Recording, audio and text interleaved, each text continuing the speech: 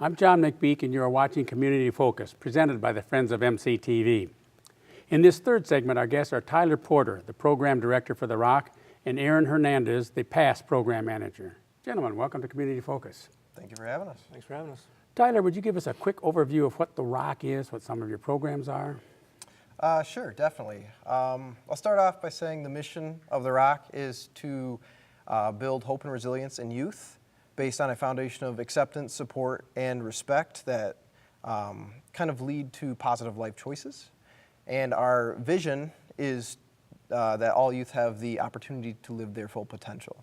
That being said, The Rock is a nonprofit 501c3 that does a lot of programming in this community and surrounding communities for middle and high school students. Mm-hmm. We have three major umbrella programs that a lot of other programs kind of fall under. Our first big program would be Grounded, which is our after-school program, probably our most well-known. We have three locations, one at Jefferson Middle School, one at Northeast Middle School, and one at our main location in the Midland Community Center, Greater Midland Community Center. So the Greater Midland Community Center location is open to middle and high school, while the other two are just middle. Mm-hmm. But they can get a snack, they have homework help, there's video games, computers, movies, a lot of exercise and activity time. There's just a lot going on. And that's after school? After school, yes. And it's no cost to any of our participants. We have opportunities for donations, of course, but it is at no cost. And how late does that program run each? So our Northeast one runs until 5. 5 o'clock at Northeast, 5:30 at Jefferson, and 6 o'clock at the Community Center. Mm-hmm. Mm-hmm. 5 days a week, or any school day. Right, yes.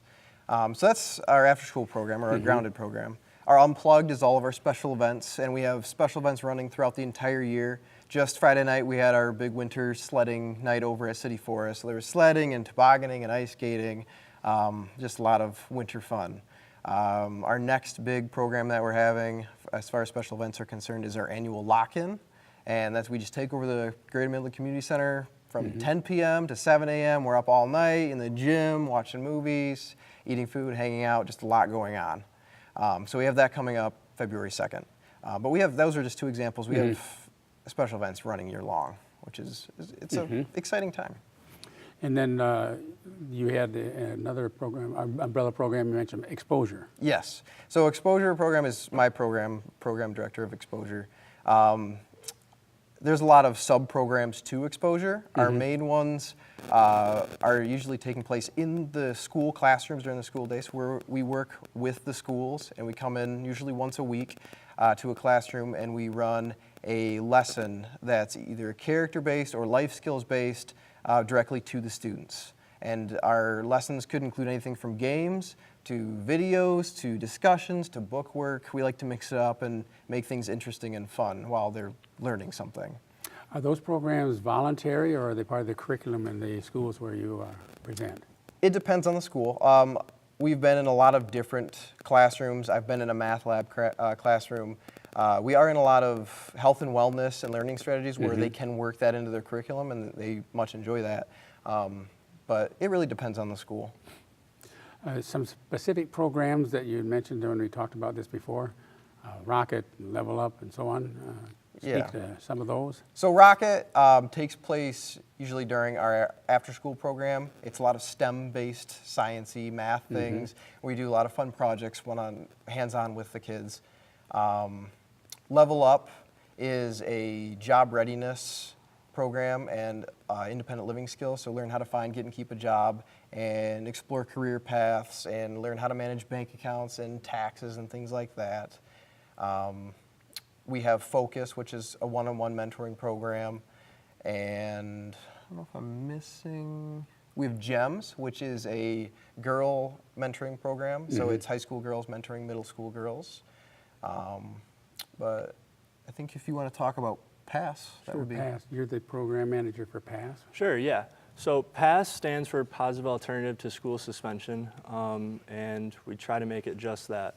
If a student is suspended from school, we offer this program to them as an alternative to the normal suspension way of doing things, which is just have the student be at home.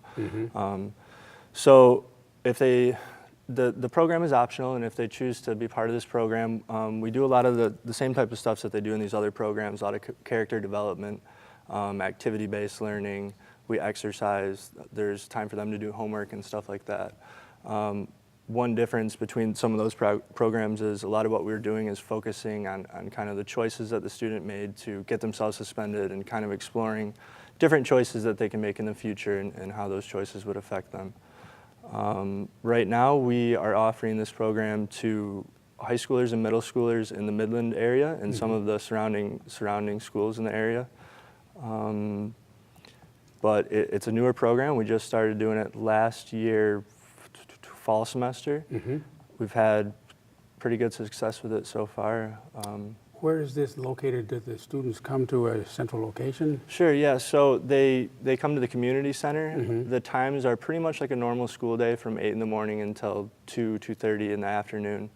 So it's at the community center. Any day, any school day, so it'd be Monday Correct. through Friday, as long as school's in session, this program would be available for those students that have been suspended. Yep, it's Monday through Friday.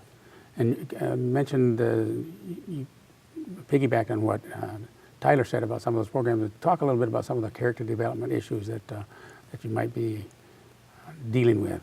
Sure. The lessons. Sure, a lot of the lessons that we do are self-esteem boosting and character building lessons. We do a lot with mindsets, positive psychology, growth mindset is something we're big on. Exploring students' character strengths is something that we do a lot in the programs. We find, All of our programs, really. Yeah, a lot of our programs are focused around that. A lot of kids don't know what character strengths are or which ones they are good at, so we think it's important to show them what character strengths they possess and how to use them in school and in life.